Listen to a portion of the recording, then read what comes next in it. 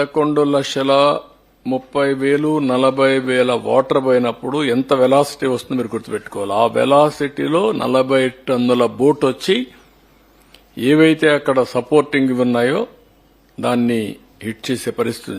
కాలం hit కావాలి, project damage కావాలి. కానీ ప్రాజెక్ట్ డ్యామేజ్ కాలేదు. ఎందుకు? ఆ కాలమును కొట్టకుండా ఇది ఆ సపోర్టింగ్ దాన్ని ఏమంటారు మనం కౌంటర్ వెయిట్ ను కొట్టాయి. ఆ కౌంటర్ వెయిట్ ఇరిగిపోయే పరిస్థితి వచ్చింది. ఇప్పుడు రిపేర్ చేశాను, చూసుంటారు మీరు. What is this? అవి తీస్తే రాలేదు.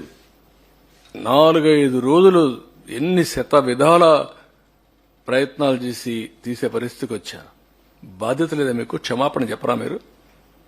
మీ బొమ్మ వేసుకోలేదా? మీ గుర్తులు వేసుకోలేదా? మీ పార్టీ కాదా? అంటే దేశం వదిలిపెడతారా? ఆంబోతులా మీరు? అడిగితే ఎదురుదాడి చేస్తారా మీరు?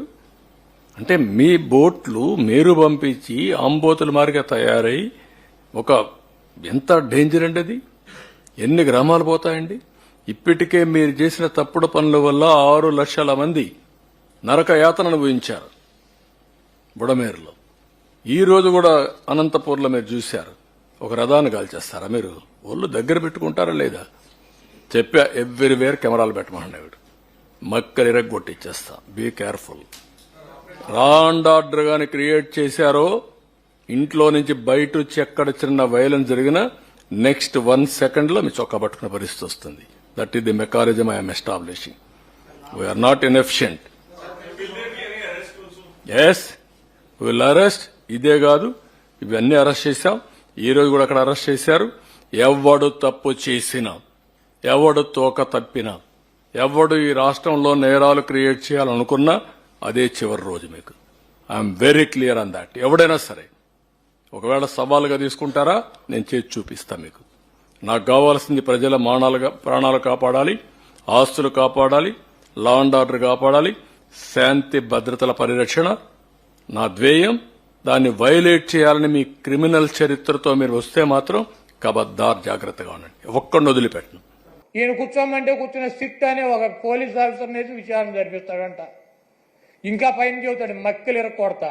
ఎవడ మక్కలు ఇరక్కొడతాడు? కాకినాడ ఎమ్మెల్యే ఒక ఎస్సీ ఒక కాలేజీ ప్రొఫెసర్ని మక్కలు ఇరక్కొట్టాడు. నువ్వేం చేసావు? ఆ ఎమ్మెల్యే మక్కలు ఇరక్కొట్టావా? వెస్ట్ గోదావరి జిల్లాలో ఈ రాజ్యాంగాన్ని రచించినటువంటి డాక్టర్ బిఆర్ అంబేద్కర్ గారి పటాన్ని చించి అవతల వారేశాడు. అక్కడ దళితులు ఆందోళన చేస్తున్నారు 2 చోట్ల కూడా.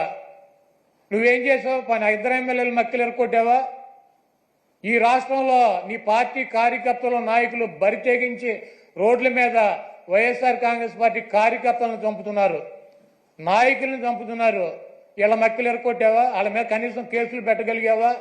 నువ్వు నీ పార్టీ వాళ్ళ మక్కలు ఎరకొట్టలేవు, నువ్వు వచ్చి అవతల వాళ్ళ మక్కలు ఎరకొడతా. ఇవన్నీ పోసుకోవాలి కబుర్లు ఎందుకు? నీకు దమ్ముంటే నీ పార్టీలో జరుగుతున్నటువంటి అక్రమాలు, నీ పార్టీ ఎమ్మెల్యేలు, నీ పార్టీ కేడర్ చేస్తున్నటువంటి దుర్మార్గాలనే అరికట్టు, వాళ్ళ మీద చర్యలు తీసుకో. నువ్వు ఇవన్నీ చేయకుండా నొట్సలతోనేమో ఒకటి చెబుతావు, నోటితోనేమో ఒకటి చెబుతావు. ఇక 24 గంటల దేవుడైనా రాజకీయమే, మావైనా రాజకీయమే, ఏదైనా రాజకీయమైనా మన బతుకు. కాబట్టి చంద్రబాబు నాయుడు చేసినటువంటి ఈ దుర్మార్గానికి, వెంకటేశ్వర స్వామి మీద ఆయన ప్రసాదం మీద జరిగినటువంటి బురదకి ఆ స్వామిని క్షమించమని చెప్పి, ఈ చేసినటువంటి చంద్రబాబు చేసినటువంటి ఈ దుర్మార్గానికి, ఈ పాపానికి ఏమన్నా శిక్ష వేస్తే ఆయనకి వేయండి కానీ ఈ రాష్ట్ర ప్రజలకు కానీ, దీంట్లో తెలవక ఎవరన్నా సమిధులైతే వాళ్ళని వదిలేయమని చెప్పి 28వ తారీఖున వైఎస్ఆర్ కాంగ్రెస్ పార్టీ నాయకులు, కార్యకర్తలు, అదేవిధంగా ఆ వెంకటేశ్వర స్వామి భక్తులు మీకు అందుబాటులో ఉన్నటువంటి దేవాలయాల్లో పూజలు చేసి చంద్రబాబు చేసినటువంటి ఈ పాపాలకి, చంద్రబాబు చేసినటువంటి ఈ దుర్మార్గానికి, చంద్రబాబు దిగజారిపోయినటువంటి ఈ దిగజారుడు తనానికి